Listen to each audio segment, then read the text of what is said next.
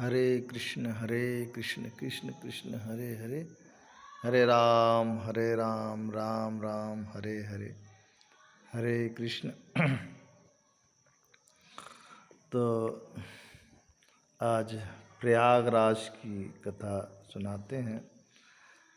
श्री प्रयागराज जहाँ त्रिवेणी संगम। त्रिवेणी का मतलब क्या होता है? बेड़ी शब्द कहाँ से आया है ये समझना चाहिए। माताएं जो जूड़ा बांधते हैं उसको बेड़ी कहते हैं, बेड़ी। और माताएं अक्सर देखा हो 3 लट वाली बेड़ी बनाती हैं, तो उसमें क्या होता है, 2 दिखती होती 3 है लेकिन 2 दिखती हैं। तो उसी तरह से प्रयागराज में भी आपने देखा होगा 2 नदी मिलती हैं, गंगा और जमुना, और उसमें 3 होती हैं बेड़ी, तीसरी नहीं दिखाई पड़ती, तो वो त्रिवेणी उसका नाम इसीलिए पड़ा, गंगा जमुना। तो सरस्वती जो है वो अदृश्य रूप में है, तो इसीलिए वहाँ बेणी माधव जो भगवान हैं, उन्होंने जब कोई असुर, कौन सा असुर आया था, वो त्रिवेणी को पूरा लील गया था, तो सब जगह हाहाकार मच गया कि ओ त्रिवेणी को ये असुर निगल गया। तब भगवान विष्णु ने आकर उसको मारकर और त्रिवेणी को मुक्त करा, इसलिए वहाँ बेणी माधव भगवान हैं। भगवान विष्णु जो हैं वो बेणी माधव के रूप में हैं, क्योंकि गंगा कौन है? भगवान के चरण हैं, और जमुना जी हृदय है क्योंकि उनकी पटरानी हैं, और सरस्वती बुद्धि है अर्थात मस्तक से। तो ये तीनों का जो समन्वय है वो भगवान विष्णु का स्वरूप है। तो बेणी माधव के रूप में आज भी प्रयागराज में भगवान विष्णु विराजे हैं।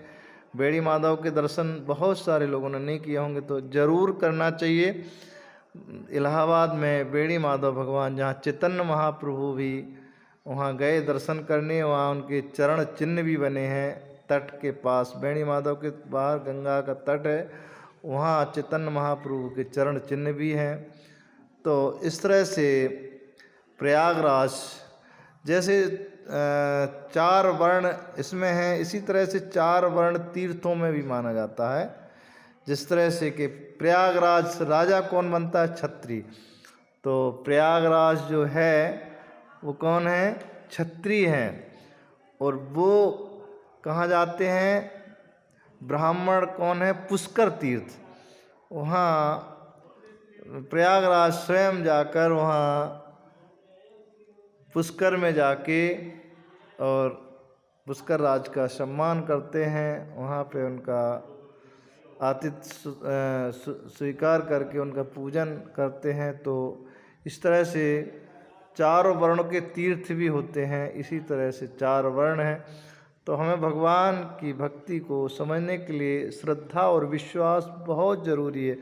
अगर हमें श्रद्धा विश्वास नहीं है, गुरु के वचनों पर विश्वास नहीं है, शास्त्रों में विश्वास नहीं है, भगवान में विश्वास नहीं है, तो वो भक्ति और तीर्थ में विश्वास नहीं है, तो वो भक्ति को कभी प्राप्त नहीं कर सकता है।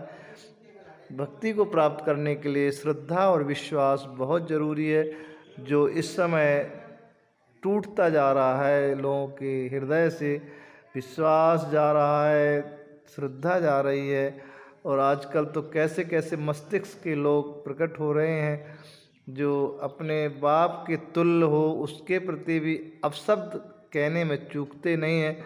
आजकल आचार्य हो, चाहे गुरुजन हो, चाहे कोई हो, सबके प्रति लोगों के अंदर ऐसा मस्तिष्क में कीड़ा घुस गया है कि उसकी भी मीग में निकालना चालू करके उसका भी उपहास करना चालू कर देते हैं। तो इस कलयुग में कलयुग का प्रभाव पूरी तरह से प्रबल हो रहा है, इसलिए हमें गुरु के प्रति श्रद्धा और विश्वास करके भक्ति में अटल रहना है, तभी हम भक्ति में आगे बढ़ सकते हैं।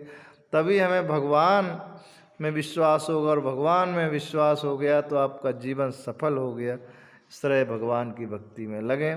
हरे कृष्ण कृष्ण कृष्ण हरे हरे, हरे राम राम राम हरे हरे। हरे कृष्ण।